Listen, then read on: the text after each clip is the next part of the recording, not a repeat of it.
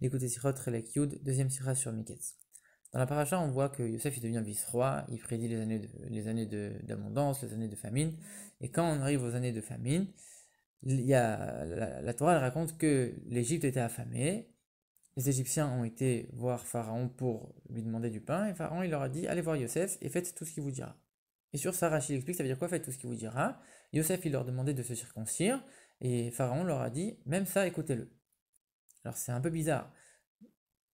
A priori ici, le verset, on l'a compris. Rachi, il est là uniquement pour expliquer le sens simple, comme on l'a déjà dit plusieurs fois.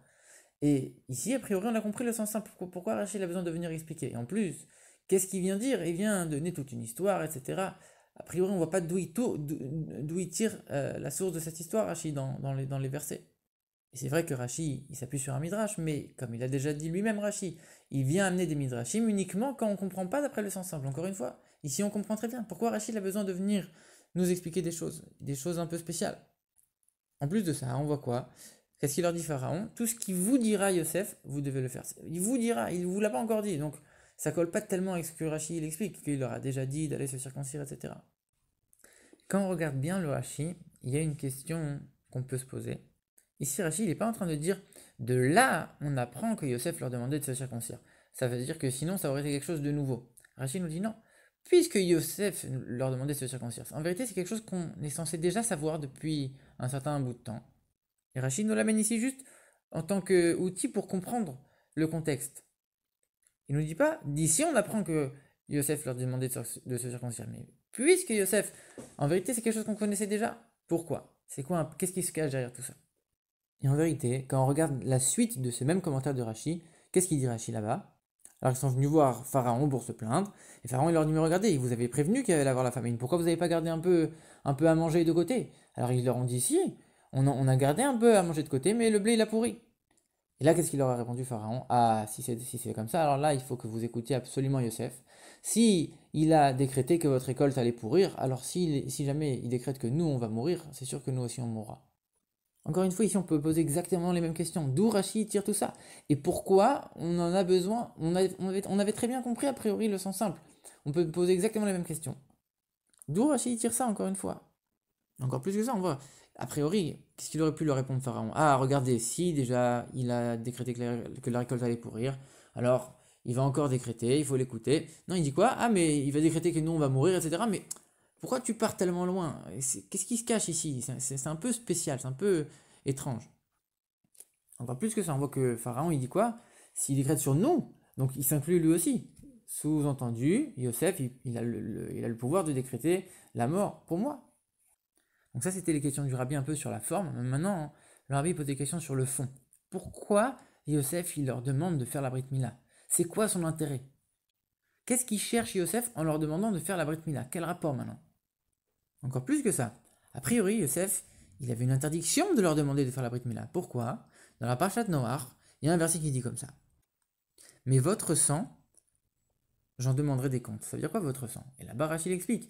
Celui qui verse son propre sang, qui se suicide ou qui juste verse du sang, c'est quelque chose qui est absolument interdit. Donc verser son propre sang, on n'a pas le droit.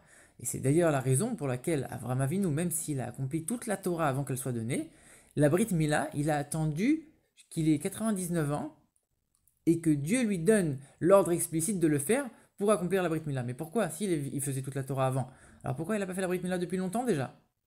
Alors il y a énormément de réponses. Une des réponses qu'on donne, c'est justement, lui en tant que Ben Noach, en tant que Noachide, il n'avait pas le droit de verser son propre sang. Maintenant que Dieu vient et lui demande explicitement de le faire, alors c'est ça qui prime, et donc il avait la possibilité de le faire. Mais avant ce moment-là, il ne pouvait pas le faire.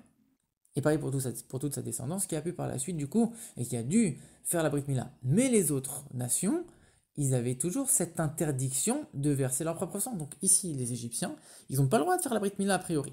Pourquoi Yosef, il se permet de leur demander une telle chose? Alors le rabbi, il donne les réponses suivantes à toutes ces questions. En vérité, pour quelqu'un qui a vraiment été attentif à la lecture du Chumash de toutes les parachutes précédentes, il aurait dû remarquer certains détails.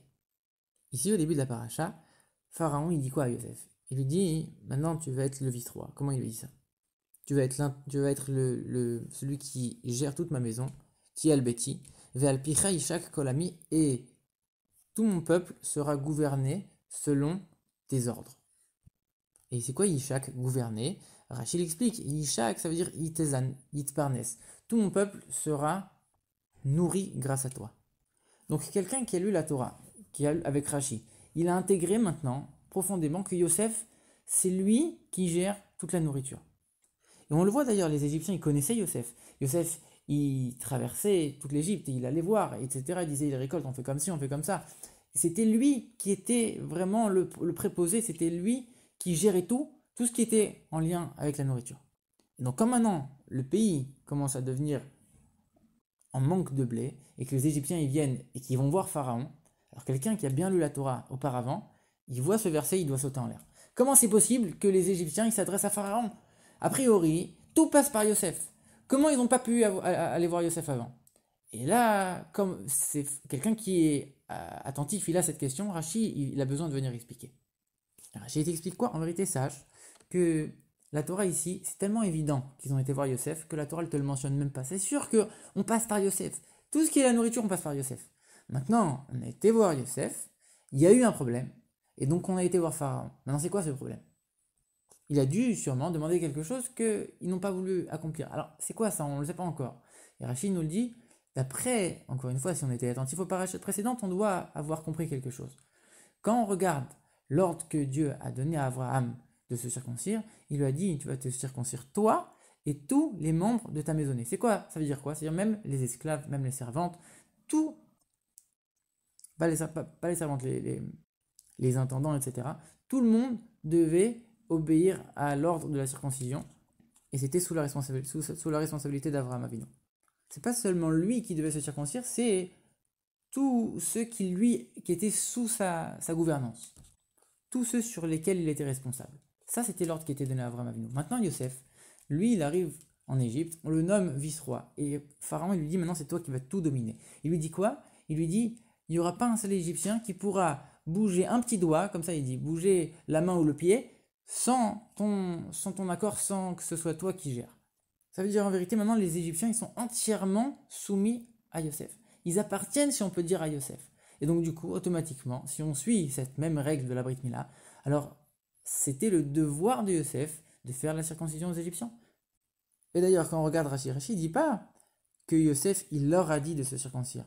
Yosef Amar, il dit Shaya Yosef Omer, que Yosef, il leur disait au présent. Pourquoi au présent? Parce qu'en vérité, constamment, il leur rappelait, depuis qu'il était devenu vice-roi, constamment, il essayait de faire en sorte que les Égyptiens se circoncisent. Et quand maintenant c'est venu une période difficile où ils se sont tournés vers lui en disant donne-nous à manger, Yosef il a profité, il a dit regardez, moi je vous ai demandé depuis tellement d'années déjà de faire, maintenant vous voulez pas faire maintenant, moi je vous donne pas, vous voulez faire, il n'y a pas de souci, je vous donnerai à manger. Maintenant il reste quand même une question. Yosef c'était quand même le vice-roi, Pharaon il était plus grand que Yosef. Donc pourquoi Pharaon il leur dit allez voir Yosef et faites ce qu'il vous dit? Pourquoi Pharaon il n'a pas rétabli les choses et donné du blé à son peuple? Et donc pour expliquer cette question, Rachid continue en disant il a fait un décret sur la récolte, à la pourrie, etc. Si vous pensez qu'il s'agit de quelque chose de naturel, alors oui, je vais forcer à Yosef à vous donner et c'est fini. Mais ici, regardez, c'est quelque chose de pas naturel. La récolte à la pourrie alors qu'elle était nickel.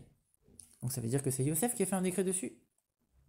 Et même si je vous donne du blé maintenant, après il pourra très bien refaire un décret, et elle va encore pourrir la récolte. Alors ok, vous allez peut-être gagner un petit peu, mais ce ne sera rien du tout. Mais ils n'ont rien à perdre. Maintenant, du fait qu'on voit que Pharaon, il a refusé de leur obéir et il leur a dit allez voir Yosef, c'est-à-dire qu'en vérité, il y avait quelque chose de plus, qui mettait plus de pression à Pharaon. Il leur dit il peut décréter qu'on va mourir. Donc dans ce cas-là, on est obligé de l'écouter.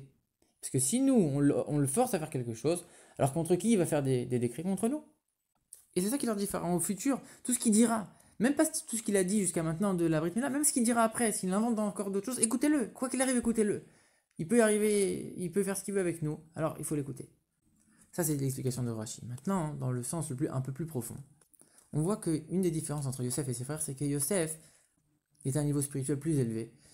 On parle du monde de Hatzilut, ce qui fait que même dans les endroits les plus bas, il pouvait garder son lien avec Dieu. Même dans l'Égypte, qui était le pays le plus débauché qui existe, il pouvait rester constamment connecté à Dieu, alors que ses frères, ils étaient obligés d'être bergers, de se séparer un peu de la matérialité du monde pour pouvoir continuer dans leur service de Dieu. Mais ici, on voit quelque chose d'extraordinaire. Non seulement Yosef, il n'a pas bougé, ça veut dire que même en Égypte, il a gardé sa connexion à Dieu. Mais encore plus que ça, il a réussi à transformer complètement l'endroit.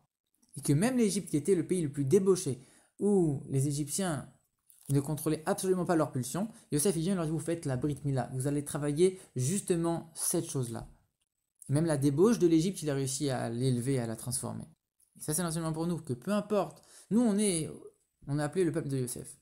Comme c'est écrit dans Télim, Noé Katon Yosef. Donc on doit tirer cet enseignement de Yosef, que peu importe dans quel endroit on est, qu'il soit le plus bas possible, on ne doit pas être impressionné de la matérialité et de la bassesse de l'endroit. Et on doit savoir qu'on peut le transformer. On peut éclairer les juifs qui s'y trouvent et l'endroit lui-même. À tel point qu'on va même être une lumière pour les nations et que même les non-juifs dans l'endroit, eux aussi, vont être éclairés par notre comportement. Et ça, bien sûr, c'est une des manières de préparer le monde à la venue de Mashiach, quand tout le monde reconnaîtra et servira Dieu ensemble.